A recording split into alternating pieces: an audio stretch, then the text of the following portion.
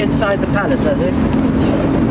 The drone is in my car. Okay. He's flown the pad from here, he's flown it along the drive and above. I don't know whether he's landed it inside. No, I didn't land it. I just flew over the palace, did a bit of and nosying. Are you still filming? You're a YouTuber? GoPro, yes. You're a YouTuber. Are you a viewer? What's your YouTube name?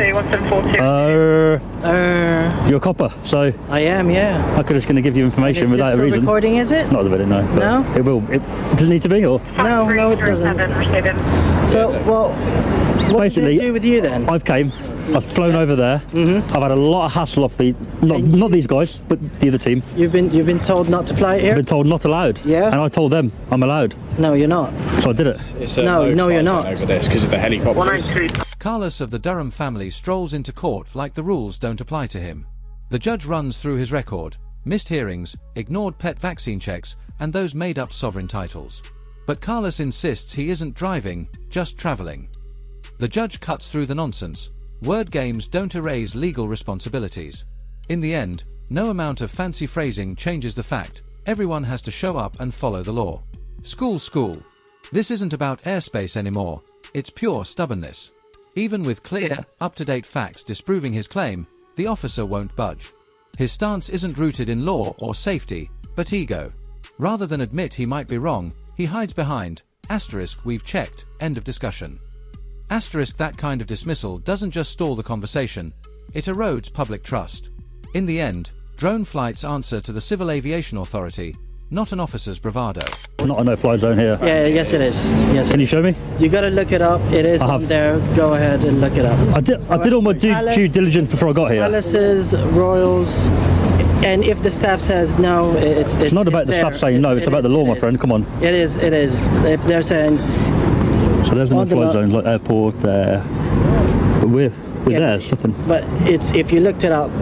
Hampton Court Palace, no fly zone, alright? So this is what we're going to do. I've checked. Okay, well you can say that if you've checked or not. There's no fly zone here, my but friend. We're saying that it's not. And, you know, we've looked it up as well. It's a hectic Friday night. Officers are stretched thin and not looking for debate. One turns to a drone pilot, it's busy. Give me your name. Take this as a warning, don't fly here again. The pilot tries to respond. I just want to share the Civil Aviation Authority rules so your team knows they're allowed. But the officer shuts him down. We've checked. This is forbidden. End of story. As tempers rise, one thing becomes clear. Drone laws can't be enforced through impatience or guesswork. They demand real dialogue and precise legal references. Without them, conflict grows and public trust pays the price. So I don't look, it's a busy Friday night, alright? Busy Friday night, we need to be out there. We're already stripped to a few units, okay? Right. If we can just get your name, we'll treat this as words of advice. Just please don't do it again. The staff are here and all the other staff. You should be educating them, saying he's allowed to fly over. No. It's not allowed. Them after. We'll speak to we them. just have to deal with you first. But we are just dealing with you. I don't want this to go you've long. told me it's a no-fly zone. I don't want this to go on any longer. If we could just have your name. But this is going to keep happening. If people come here to fly drones and these guys, not you, but if the team come out and say, can't do it. We've already had the info done from our... Can you tell me what legislation so I can check, because I want to learn here? No, we've told you that is your learning. You're not allowed. That's not good enough, my friend. Yes it is. Because we are police officers. You're an officer. We're telling you. Yeah. That's not... When the auditor calmly asks for the legal rule behind the officer's claim, he's not being difficult. He's doing exactly what any informed person should, seeking clarity. But instead of citing a law or pointing to an airspace regulation, the officer shuts him down, leaning on his badge as if rank alone makes it true. That's not how policing works in the UK. Officers are bound by clear legal authority, and they should be ready to explain it.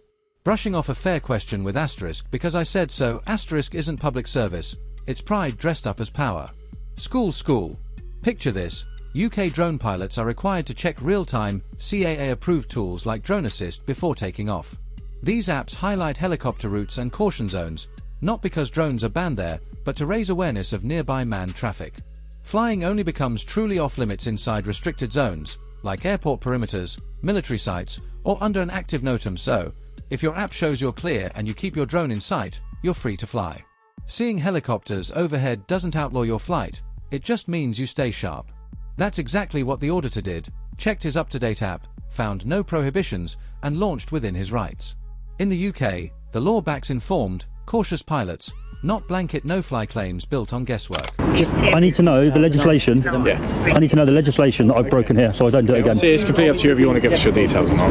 Okay. It's not about details, mate. Your colleague here. The reason I hang around for police to arrive, and I didn't hang around, I was getting some food and I saw you and I thought I'd pop over, is so that I can see or know that the people who have restricted my legal activity today, the drone flying, get educated and say, look, he's allowed to fly. You may not like it, but he can do it, right?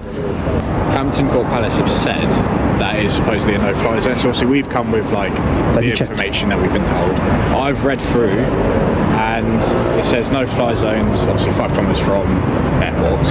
This isn't an airport, but the grey area that we're trying to deal with is where they're saying it's a helicopter thing as well. So that's where we're a bit... Usually helicopter pads are not a no-fly zone, but they're on here to tell us to obviously watch out for aerial traffic. Yeah, of course, I haven't seen anything on... I'll show you what I look at. I haven't seen anything on the app at all. Okay. It does turn yellow in a minute. There we go. All that side there is, you'll see, Bushy Park. Just when it seems the debate is over, the same officer jumps back in, brushing off questions and mangling the basics. He claims the drone weight limit is 150 grams. That's not a slip of the tongue, it's a fundamental mistake. UK drone law is built around weight categories, and the real cutoff for many regulations is 250 grams, not 150.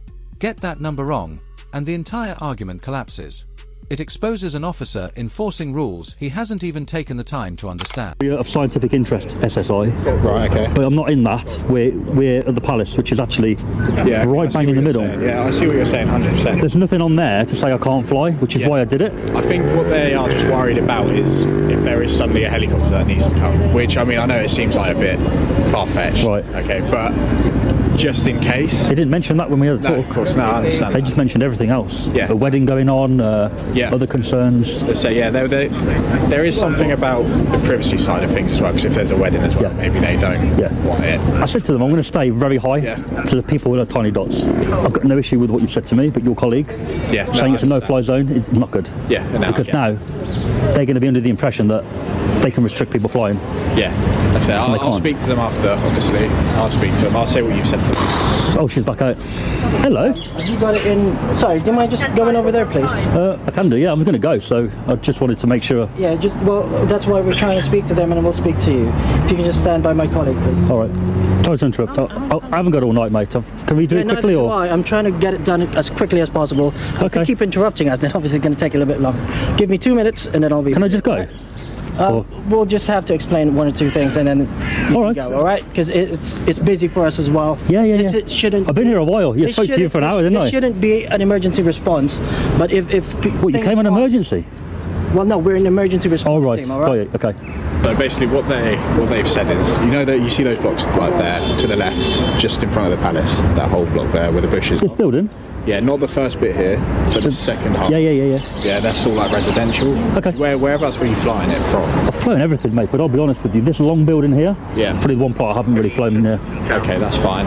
It's just because you have to be 110 metres away from residential buildings as well. No. At this point, the debate shifts from drone law to pure pride.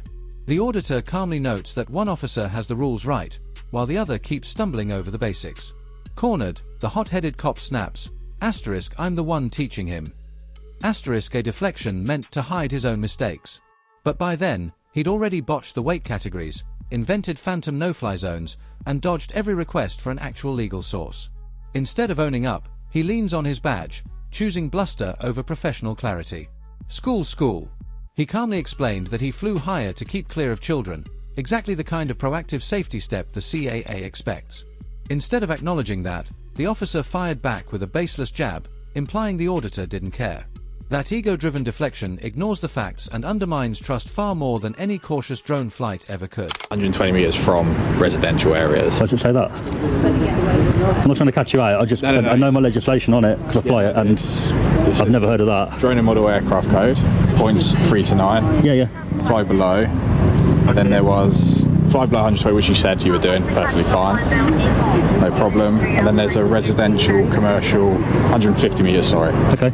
Keep at least 150 metres away from... My drone is small, so my drone is that. Okay. So go by that. Okay, what drone do you have? It's 249 gram, it's under 250. Okay, perfect, no problem. That's fine. Is that been It says made clear? his drone is under 250 grams, which that doesn't apply to. Good. So You saw the drone, right? It was a baby. It's the weight, and the weight only. So if We haven't got it's below, got hang on. beef with you. As you If- know, if the we weight is spoke to you for an 150, hour before all of If the weight this. is 150, We're just then asking as a human it's being, above. that was all, Then but- all the license, blah blah blah, and all that. If it's less than, however, that supersedes if it has a camera. When staff are wrongly told drone flights here are illegal, that myth spreads. The next lawful pilot ends up in the same needless clash. Each false claim fuels confusion, generates bogus reports, and wastes both police time and public resources. Left unchallenged, these mistakes risk becoming the norm, turning lawful activity into perceived crime. As the exchange wraps up, the auditor makes it clear to staff that his frustration lies not with them, but with how the situation was handled. He then turns to the officer who escalated everything, calmly spelling out each error. But instead of owning up, the officer shrugs it all off, his pride outweighing any sense of duty. By then, he'd already botched weight limits, invented no-fly zones, dodged legal references, and mocked reasonable questions. In stark contrast, his partner admitted initial uncertainty, listened, and showed real humility in getting the facts straight. That contrast says it all. One ego-driven approach turns a lawful drone flight into needless conflict, while a professional approach builds trust. The auditor didn't just correct bad advice, he showed why modern policing must be grounded in transparency, expertise, and accountability. Thanks for watching *, rate the audit *. If this breakdown helped, don't forget to like, comment, and subscribe for more independent insights.